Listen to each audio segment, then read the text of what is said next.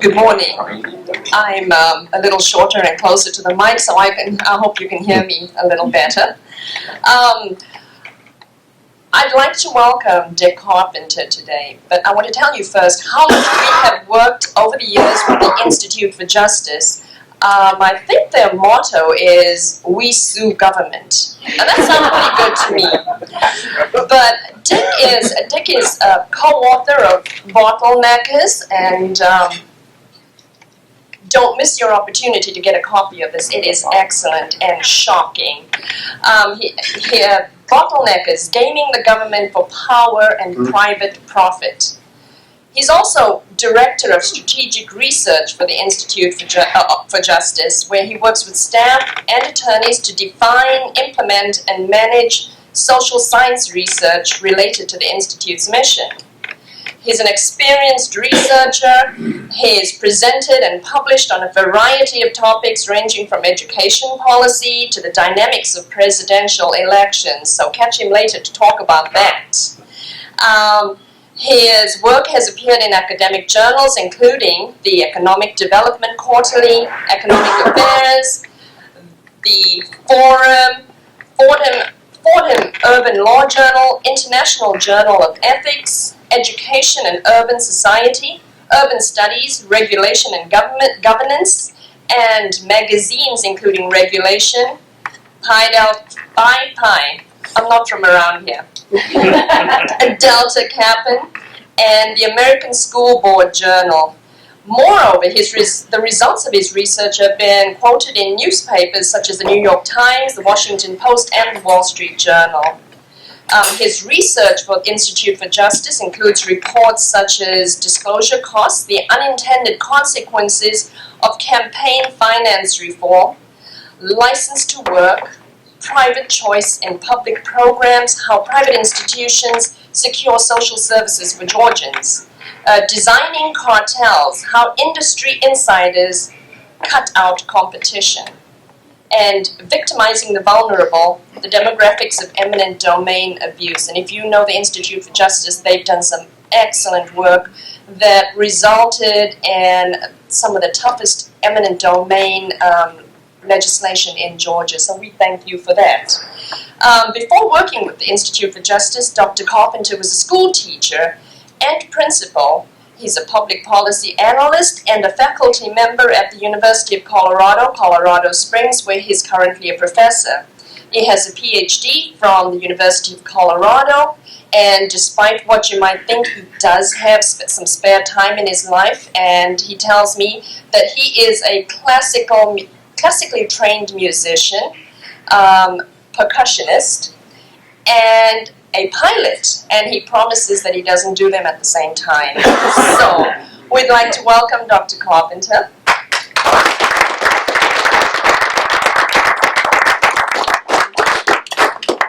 Well, good morning. Good morning. It's a pleasure to be with you this morning to talk about our book, and Chip sends his regards as well. He is in retirement now in Utah, so that would have been quite a trip for him to come. So if you know Chip, would you send his regards? This morning, I want to begin by introducing you to somebody from our book, and that is Kim Powers Bridges. Kim owns and operates Bridges Funeral Home in Tennessee, but she's not from Tennessee. Kim is actually from Oklahoma. She started her first business there, a funeral business, but she had to leave Oklahoma when she ran afoul of the law. It turns out that Kim was engaged in the very dangerous practice of selling caskets without a funeral director's license. Before that, in the early 1980s, Kim was on the executive fast track. She grew up in a family of hardworking entrepreneurs. She learned the relationship between hard work and success, and after she left college, she enjoyed a lot of success in a number of different businesses. And eventually, she ended up at one of the nation's largest funeral companies, and there she sold pre-need funeral services. And she saw this as a way to combine her drive in business with her desire to help people through her work. And as before, she was very successful in that business. But after a few years, she began to notice that there was a need, a niche to be filled, classic entrepreneur.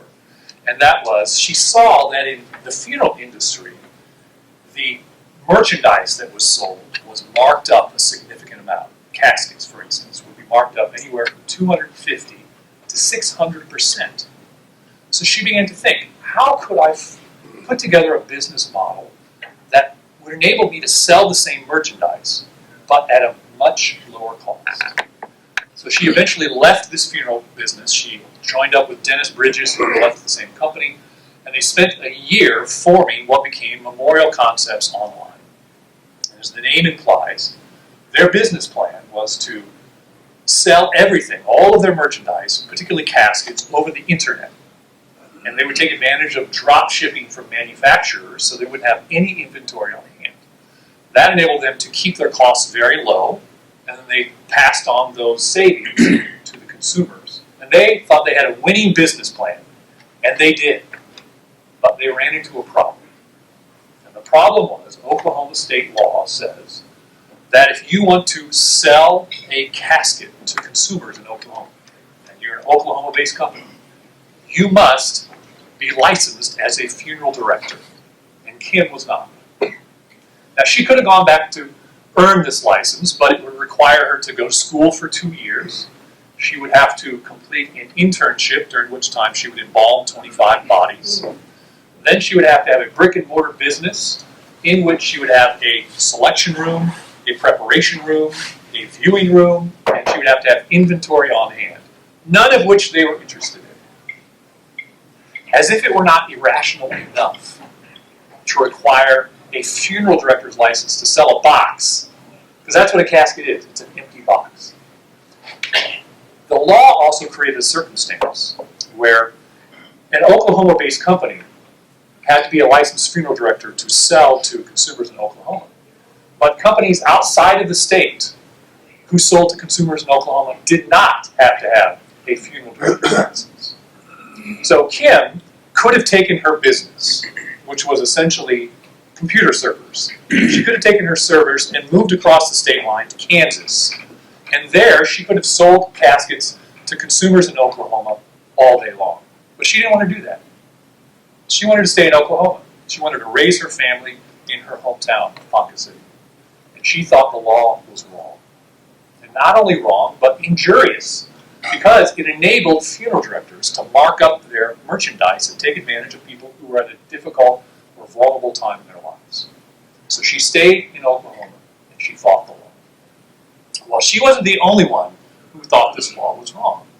Some legislators did so as well. So beginning in 1999, they began introducing a series of bills every year to remove the licensing requirement for casket sales. Kim testified on behalf of several of these bills. And every year, they lost. They lost for one reason, and one reason alone. And that was the licensed funeral directors, the industry, would go to the legislature and they would lobby aggressively to protect their license. And every year, they succeeded. So today, in Oklahoma, if you want to sell a casket, and you are an Oklahoma-based company, you must have a funeral director's license. What Kim and the legislators ran into is what we call in our book the bottleneckers. A bottlenecker is somebody who advocates for the creation or perpetuation of a government regulation, particularly an occupational license, to restrict the free flow of workers into an occupation in order to enjoy an economic benefit as a result. The bottleneckers are evident throughout the economy. We know that our doctors, our attorneys have licenses, and we generally know that our barber has a license or our cosmetologist has a license, but recent research that we published indicates the occupations that now require a license might surprise you. So if you want to be an auctioneer, for instance, you have to be licensed. Or if you want to be a sign language interpreter, or a locksmith, or a florist in Louisiana, or a crane operator, or a funeral attendant. The list goes on of occupations that for years were never licensed, but now are because of the work of bottleneckers. For 25 years, we at the Institute for Justice have fought to reform occupational licensing. we've represented individuals who want nothing more than to exercise their right to earn an honest living. IJ is a law firm, as you heard Benita describe. And we've represented people for the past 25, 26 years. Our very first case was on the issue of occupational licensing and economic liberty. And we have continued to litigate on behalf of these individuals throughout this time. And what we've discovered in all of this is that there is a myth about occupational licensing. And the myth is this: licenses are created at the request of harmed consumers and citizens. But the truth is, legislators create licenses at the request of those in the industry to be licensed. At first blush, it seems absurd. Why would anyone ask for more government intrusion into their business? But the answer to the question, like so many questions, is to follow the money. Those in the industry come to recognize that a license creates a bottleneck. It excludes competitors. It enables them to artificially inflate prices and wages as a result for their own benefit. But the push for licensure is more than just about economic advantage. When you hear bottleneckers ask for a license, their language will often be something like, we also need this license to confer to us a certain amount of status, recognition. We want to be licensed because we want to be like those other occupations or professions that are already licensed. A certain recognition that comes only with licensure.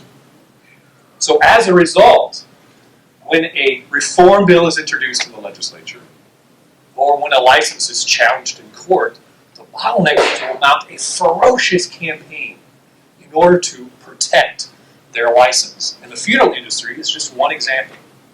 In 25 years, we have yet to find a single example of a license that is created by any means or protected by any means other than the bottleneckers. But yet, this myth persists. These licenses exist for some demonstrable reason, some need that's out there, when in fact, that is not true. So we wrote the book in order to dispel this myth, but we also wrote the book because we wanted to coin a new term. We wanted to create a word that would be descriptive and useful and accessible, and perhaps most importantly, pejorative. We wanted to have a word that could be used to name and shame those who engage in this activity or enable this activity. So with the word bottleneckers, we drew on a well-known metaphor of a bottleneck, something that restricts free flow or free movement.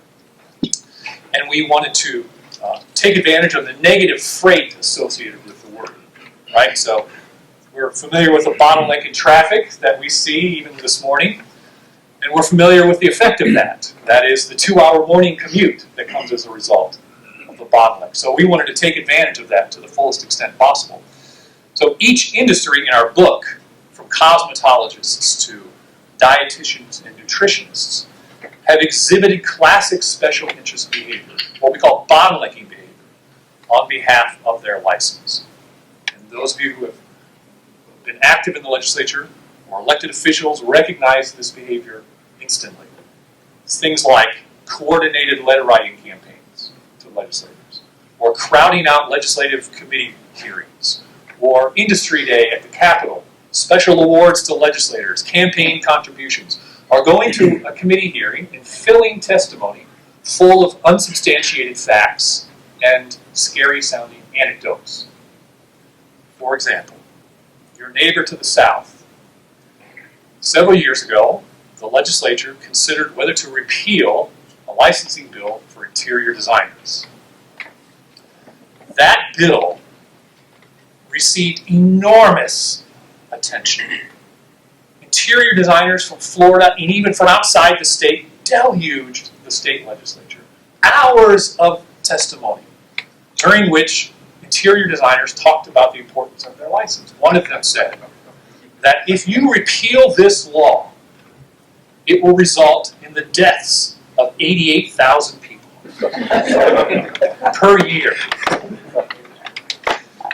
Now, our book is somewhat backward-looking in that we're examining the creation and protection of licenses throughout various different industries. But the bottlenecking that we describe in the book is not an historical artifact. This is something that continues today. And there's no better example than the American Music Therapy Association and the Certification Board for Music Therapists. These two organizations have mounted a nationwide campaign to license music therapy. And when they make the requests to the state legislators, their language is always the same, and it's the same as bottleneckers have used for decades. We need to protect public health and safety from the unlicensed practice of music therapy. Every bottlenecker going back decades has said this same thing. Through the advocacy efforts of a regulatory affairs team and state-based task forces, they go state by state asking for a license for music therapy. To date, more than a half dozen states have already adopted such a license. And the fact that these states have adopted these licenses is not as a consequence of some demonstrable need. Instead, it is because the music therapists have mounted this campaign. And there is no better example than here in Georgia. Georgia, in recent years, adopted its own music therapy license bill. And the bill's adoption was classic bottlenecking. Upon introduction, Georgia Bill Senate 414 went to a committee. They had a hearing, at which time the only people to testify on behalf of this bill in support were music therapists, both from the national and state organization. Legislators received a packet of information in which they had letters of support from other music therapists, letters of support from consumers, from a professor from Georgia College who was a faculty member in music therapy. At no time did anyone testify against the bill. At no time was any empirical evidence ever introduced demonstrating a significant threat to public health and safety. And at no time did a single legislator or anyone else ask a challenging question or express any skepticism about the bill. And now, if you want to work as a music therapist in Georgia, you will do the following. You will earn a bachelor's degree or higher from an approved program. And the program has to be approved by the Music Therapists Association, the same people that lobby for the bill. You will pass a national examination that's offered only by the music therapists. You'll pay more than $300 for that privilege. You will complete 1,200 hours of clinical internship. You will have to be 18 years of age or older. You will pay fees to the state, of course, and you will pass a criminal background check. And research on occupational licensing that we and others have done indicate that as a result, consumers in Georgia will now pay as much as 15% more for their music therapy services, but they will not necessarily enjoy greater quality of service or protection for the public.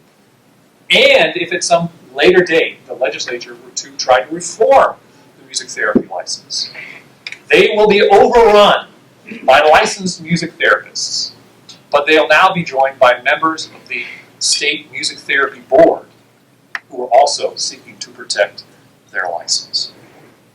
Now, often those of us who advocate for the reform of occupational licensing, we do so by making economic arguments. Chip and I do that in the book. But this is more than just an issue of economic growth. This is also an issue of creating a just society. A society that is built in part on preserving the right to earn an honest living, free from unnecessary government regulation. Friends, there is nothing about telling someone he may not work in the occupation of his choice or for which he is best suited simply because it introduces too much competition for someone else who is more politically sound. In 1787, James Madison wrote that the protection of property rights is the first object of government.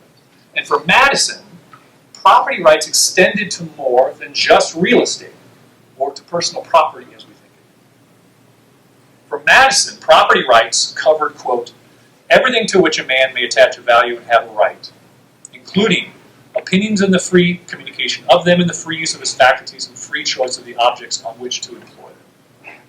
Madison's disdain for the co-optation of government for one group of citizens at the expense of another was unequivocal, as was his inclusion of economic liberty under the rubric of property rights. Here's what Madison said, quote, "That is not a just government, nor is property secure under it, where the property which a man has in his personal safety and personal liberty is violated by seizures of one class of citizens for the service of the rest, where arbitrary restrictions, exemptions, and monopolies deny to part of its citizens that free use of their faculties and the free choice of their occupations, which not only constitute their property in the general sense of the word, but are the means of acquiring property, strictly so called." In condemning, quote, "arbitrary seizures of one class of citizens for the service of the rest," or arbitrary restrictions, exemptions, and monopolies, Madison could have been talking about occupational licensing today and bottleneckers today. So to fulfill Madison's call for a just government, to execute the first object of government, the elected officials today should work to protect property rights, including the right of free occupational practice. And those of us who love liberty, we should prod legislators toward reforming occupational licensing. And we should support the work of those who seek to break open bottlenecks and expand economic liberty. Our book talks about bottlenecking in various different occupations, but we also tell the story of courageous men and women who have worked to break open bottlenecks in their industry, not just for themselves, but also for millions of other people like them that they represent. And for 25 years, we've had the privilege of doing that, to represent such individuals along the way. So with that, I'm going to stop. And we want to open it up for questions and discussion as well. And remember, we have a microphone that needs to be used.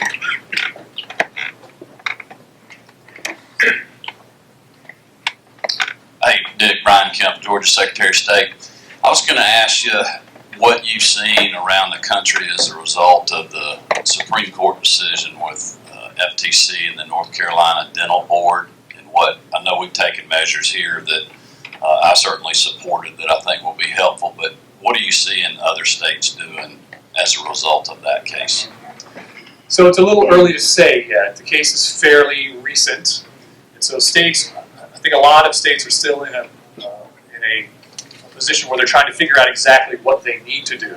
So my colleague Lee McGrath at the Institute for Justice has been spending a lot of time going to various different states and helping them understand, number one, what is the case about, what are the implications, and what might you do as a result. But in general, I think states are looking to create systems that create much more oversight over licensing boards. This is the nub of it, that these occupational licensing boards for decades have been operating without any oversight. And so consequently, as we describe in the book, the behavior is essentially monopoly behavior. It's anti-competitive behavior. And they've been able to do so because no one has really paid much attention to what they've been doing. So now I think in general, states are looking at how can we create systems of more oversight of these activities. But it's too early to say exactly what form many of them are taking.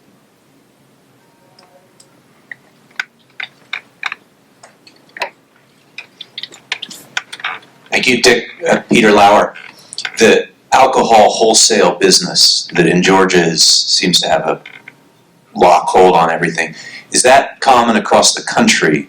And are there any successful initiatives to break the stranglehold that the wholesalers have anywhere? Yes, that's chapter 1 in our book.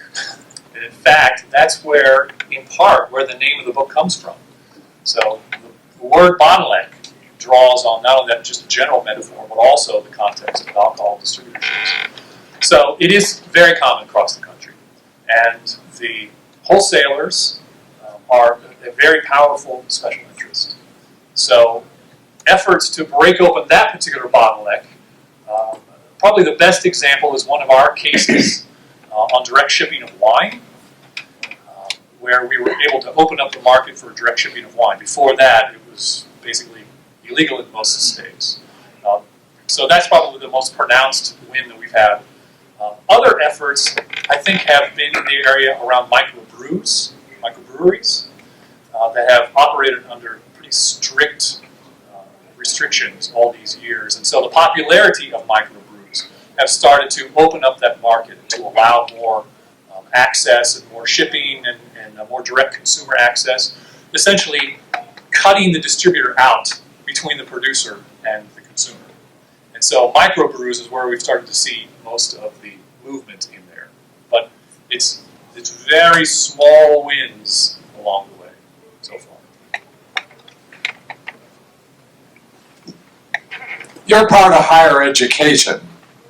It appears to me a lot of this licensing requires you to go to college or so, which may well be just a total waste of money. In my opinion, we have too many people in college. So I'll address the first one first, and that is the issue of the role of education, higher education, in licensing. There is no question that higher education makes an enormous amount of money off of licensing. It's huge. In cosmetology alone, when you look at cosmetology programs around the country, we're talking about women, young women, some men, but mostly young women, who will go to school and they will pay tens of thousands of dollars to earn a license. And the schools are earning enormous amounts of money off of those requirements. And they know it. So licensing bills that are created will often have, testifying on their behalf, professors from universities or students from universities. Students are sometimes bussed down to legislative committee hearings in order to testify on behalf of a bill or against a reform effort. So higher education does make an enormous amount of money. So here's a quick anecdote on that. Several years, we had a study come out, here's Anita describe it, called License to Work. It came out in 2012. We examined the licensing requirements of 102 low to moderate income occupations across the country. The report came out. I received an invitation to go to a policy consortium of higher education leaders and to talk about the study. They invited me to go. So I said, of course. They asked me to prepare in 15 minutes, and I said, of course. I prepared 15 minutes to the second. So I went to this policy consortium. There were several hundred people there. I was on panel. It was my turn. I started to give my presentation. And you'll not be surprised to learn that my presentation expressed skepticism about licensing. So about halfway through my presentation, the person who invited me came down to the front and stood in front of me, wanting me to stop. And I thought, well, you son of a gun. You invited me. And you asked me for 15 minutes. And you're going to get 15 minutes. So I just kept going. And afterward, the questions, there was a panel of people. Afterward, the questions were all to me. And they were incredibly hostile. Because they recognized the threat of that message that we ought to reform occupational licensing. So yes, higher education does make an enormous amount of money off of it. Unfortunately, the research on that topic has yet to be done, I think, in a very helpful way. So hopefully we, in the near future, will do some research on that to quantify just the extent of their involvement. Sir. David Martin, Georgia Council on Economic Education. Like most things, I can see a continuum here between appropriate and inappropriate. Do you have some examples where it is appropriate to have strong licensure? Let me answer it this way, actually. For too many years, we have lived in a binary world of occupational licensing. There is either no licensing or full licensing. But that's actually not correct. We don't live in the binary world of regulation of occupations. In fact, there is a menu of regulatory options that can be used. And people don't realize this. This is something that, again, my colleague Lee McGrath is hoping that more people come to realize. A colleague of mine in the University of Michigan, we co-authored an article in Regulation Magazine just a few months ago looking at this regulatory menu of regulatory options. So the way we describe it is to say, think of an inverted pyramid. At the top of the pyramid is market regulation, because there's yet another myth, that is, without licensing, there's no regulation. In fact, there is regulation. The market regulates. What does that mean? It means that as somebody who provides goods and services, I'm being regulated by my reputation, in essence, and by consumers' behavior. So today, consumers have the ability, unlike at any time in history, to influence what happens within the markets for goods and services. On your phone, you now have more information about goods and services providers than at any time in history, and has more information than any licensing scheme will ever introduce. So there is regulation. It's regulation through the market. But then, as you go down through the pyramid, there are layers of other types of regulations. The bottom is licensing, full licensing. In between those are various different types of regulation that do not necessarily impose upon the free practice of an occupation. So, voluntary certification, for instance, with third-party organization. Bonding and insurance. Registration. Certification through the government or another organization. These are different forms of regulation that can be introduced short of full licensing. And the advantage is they can create the same benefits of licensing without imposing upon free practice. So what we say then is, first, figure out what is the need to be addressed through regulation. Is the need to overcome asymmetrical information, for instance? Is the need to make sure you know where somebody is so you can access them to bring some litigation against them? What is the need for regulation? And then match up the regulation to the need. So in answer to your question, we would say there are examples in between licensing and no licensing or market regulation where there may be some demonstrable need. Here's one example. Florida obviously deals with hurricanes on a fairly regular basis, and so they have an interest in protecting consumers against fly-by-night contractors who will come into the state and they may do shoddy or dangerous work. And so the state has an interest in helping consumers be able to contact or be able to know where these people are. Who are these people? Where can I access them? And so registration accomplishes that need. It meets that need without full licensing. So there may be examples of a need that needs to be met, and we can match up regulation with that short of occupational licensing. Sir? I look at this in a very general way. Most of us need to have a license to drive an automobile. Now, the real public benefit comes from requiring us to have insurance, liability insurance, or some sort of ability, if we do damage, to be compensated. Now, so my general question is, why don't we simply require that there be insurance in providing a service and forget about the regulation, allowing the insurance company to decide whether that person is qualified? That is one of the options in our menu of regulatory options.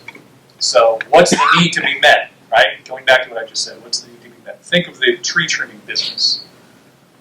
What we care about is protecting consumers from some damage. I have a tree that needs to be trimmed. I hire a company, they come in, they saw off this limb, and it falls on your car. The externality problem. So how can we fix that? We don't need a full license to protect against that. We need to make sure that the company has a way to make you whole because of your damage. So bonding or insurance can meet that need. We don't need to restrict entry into the occupation. We need to make sure that we're going to protect you against your loss. So in our menu, that is in fact one of the options. So we advocate for that rather than full licensing when the need is the externality problem. One last question. We unfortunately run out of time. one of the arguments we hear, not just public health and safety, but is reimbursement, particularly if it's a medical issue like musical therapy. We heard this say we need to be licensed or we can't get reimbursed from insurance companies or Medicaid. What do you say to that? Yes, so there is a way to address that without a full license. And so this has come up on a number of occasions that we've heard from practitioners in the various different states. The first thing we say is actually check that premise. Don't take it on face value. So as an example, in Indiana, there were a certain group of therapists that had gone to the state and they said, we need a license for the reason that you've just described. Well, we looked into it and they said, by the way, the Affordable Care Act creates this regulation. The regulations under the ACA say that we have to have a license to be reimbursed. So we thought, this is crazy. We must know. We have to find out if this is true. So we went and looked, and what we discovered was it doesn't actually say that. It says that if you're going to be reimbursed under the CMS, you have to be recognized by your state with whatever the state requires. So if your state says you must have a license, then you have to have a license. But if your state says you don't need any regulation, or the regulation is something less than a license, that's all you need. So the first thing is to check the premise. But then after that, if it's in fact true, then what we say is there's a way to create a form of special recognition that does not restrict the free flow of workers into an occupation. So if you want to be reimbursed, you want to enter into contracts with the government, for instance, or you want to be reimbursed through the CMS, as an example, then we'll create a special recognition, a specialty license just for those people. So that if you're the type of person that wants to do that contract or be reimbursed, you would have to earn this special recognition, but only if you want to be engaged in that type of circumstance. Everyone else can still freely enter the occupation. It's only those who want to be reimbursed or enter into special contracts. So a special recognition can be created just for them without restricting free flow. All right, thank you.